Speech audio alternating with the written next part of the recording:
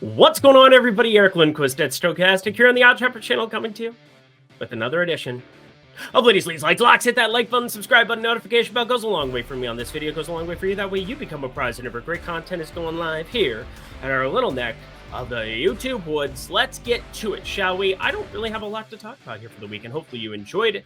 Hopefully you're feeling rested, ready to rock. Again, it was the All-Star break previously, so only a couple of days of NBA betting here. So this is our first full week here that we got going. I'm looking forward to it. Well, after the All-Star break first week. We had billions of weeks before that. Anywho, I've got this on the background. Again, Stochastic, that's the company here with Odd Shopper, us too. Yeah, all the things. Bet365, that's where you want to sign up if you're in one of the 9 states where it's available. So we'll talk about that later. It's if you're 21 and over. If you have a gambling problem, please call 1-800-GAMBLER. But another week means another opportunity, friends, to make ourselves a couple of dollars here.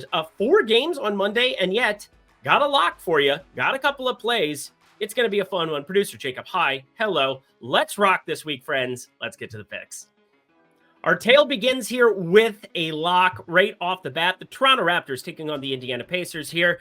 6.5 points that you're getting here with the Toronto side of things, and I think that is the correct side to be on here. Let's talk about why. First off, lots of possessions, lots of points, because Tyrese Halliburton, well, he's going to bring points to the table here. Defensively, Indy brings just about nothing. But Toronto, they've been bottom 3 in defensive rating over the last month and a half themselves. Manuel Quickly, somebody who's regressed at the point guard position here in terms of his defensive rating on dunks and threes over the course of this season. I don't really care here. This is an Indy team playing on a back-to-back. You have Aaron Nesmith, who's dinged up for this one, not going to be available from the sounds of it. And Toronto, well, they're perfectly healthy. Not on a back-to-back. I know they've been playing some weird rotations with the likes of Kelly Olynyk, and then they decide to go out and start Jordan Nwora from the absolute top rope. They have Agbaji, who can play some rotation minutes, and Grady Dick as well. Kansas legend at this point in time. Weird, strange rotations. But I am definitely going to be backing them here now that they've gotten much healthier. The Jakob piece there. And this just has to do with Indy. Back-to-back. They played really well against Dallas there on Sunday, but I'll take the healthy team. I'll take the fresh team coming into this one. That is for sure, my friends. So, again, this is one of the strange spots where I'd be surprised if this didn't close inside of 6.5 just about everywhere, and as such, you should bet it now. And I got stuck with a 6.5 ticket, getting everybody healthy here from the Toronto side. Indy, you could get some surprising sits. I don't know what I'm trying to say. All I'm trying to say is a lock is in order here right off the bat. Toronto plus 6.5 here. Got this closer to 4. So this is going to be a useful one to get into right now. As soon as you hear this, we continue on our merry way. Bojan and his New York Knicks here taking on his former team. And I had a couple of point props that it's not surprising me to see that Saturday, it was a failure for me. Only 2 things that I bet, both lost. I'm just running it back here because the numbers haven't inflated, and, well, I'm just going to put them together. And I don't throw a lot of parlays out here. I know that I do some pick'em content and talk through all of those. I play those a lot as well. But, like, getting exposure early to these kind of numbers before they inflate a half point, a full point, massive difference here. And I think you want to start with the Jaden Ivey side of things. I don't know what to tell you. Jaden Ivey has just lost the ability to shoot in recent games. I mean, we've seen 5 for 16, 3 for 14 against Orlando. I know Orlando's a tough defensive matchup, but so are the Knicks. But Jaden Ivey is getting the opportunity. He's going to see the minutes, and I don't quite understand. Like, the usage is definitely coming down here, playing alongside of Cade Cunningham. And the Knicks, we're going to get one of the slowest teams in the NBA, but this is such a great opportunity at 13.5 points. 13.5 to be on the over of that. In addition to my guy, Dante DiVincenzo here. Dante DiVincenzo sitting at 17.5 here in this spot. He is playing all the minutes he can handle. You have OG Anunoby and Julius Randle continuing to be out. And he is the second go-to guy next to Jalen Brunson in this offense in its current configuration. You get Bogdanovich off the bench. Lord Bojan himself, salute the king. Alec Burks playing massive well, not massive minutes, but lots of shot attempts getting thrown up there. Nice little 1 for 17 festivities he had against Boston the other night. 1 for 7, from 3. I had that written on my sheet wrong. I'm going to stop talking. Let's just get to the pick, shall we? Dante DiVincenzo over 17.5 points, plus Jaden Ivey, 13.5 points. Boil them, mash them, stick them in a stew. Say Lord of the Rings quote for the people. Let's talk Bet365, shall we? Friends, super quick, super easy. If you're in the great states of Arizona, Colorado, New Jersey, Louisiana, Ohio, Virginia, Iowa, Indiana, and Kentucky, congratulations. You can get $150 in bonus bets right now. Here's how you do it. You go to the link down below. You click on it. You sign up, which takes all of about 2 minutes. I did it when I was in New Jersey. You bet $5 on anything your heart desires. And as soon as you do, you get $150 in bonus bets. Sound pretty good?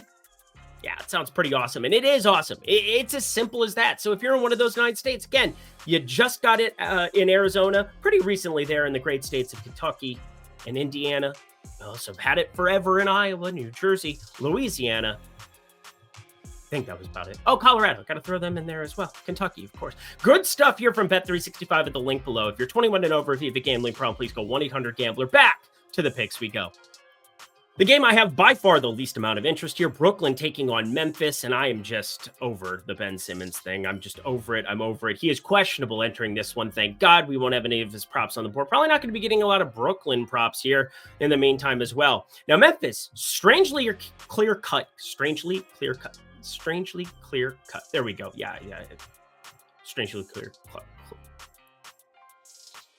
I can't talk. We got Memphis here. They're just not very good, but overall, their injury reporting has been useful. They've done a pretty good job of at least like letting us know the information up front. And there's nobody on it right now, which is very alarming. Again, they've had some names on the injury report throughout the entire season, and right now, Scottie Pippen, Conchar, Clark, Bane, Smart, Morant, all of them, we know they're going to be out, most of them, the entire season, the rest of the season. Here we are. Conchar, that's making way for minutes to Jordan Goodwin.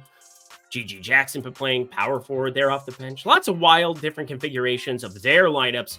More starting lineups than any other team in the NBA this season. Fun fact. More starting lineups, configurations. Mainly because people's legs keep falling off. But Brooklyn friends, Ben Simmons, what are we even doing here, buddy?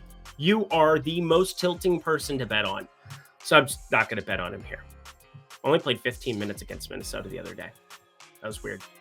He's got left leg soreness. Whatever. This game is terrible. Let's just move on. Brooklyn -1. That's a lean because it's Memphis. I have nothing for you. Let's go to the last game. We do have a play. The Miami Heat taking on the Sacramento Kings, and the news came down. Lots of suspensions on the New Orleans side. Lots of suspensions here on the Miami side. Jimmy Butler going to be out and miss this one. Nikola Jovic, who got inserted into the starting lineup against the Pelicans. He's been getting some spot starts here quite a bit. Not even spot starts, just like working his way into the rotation.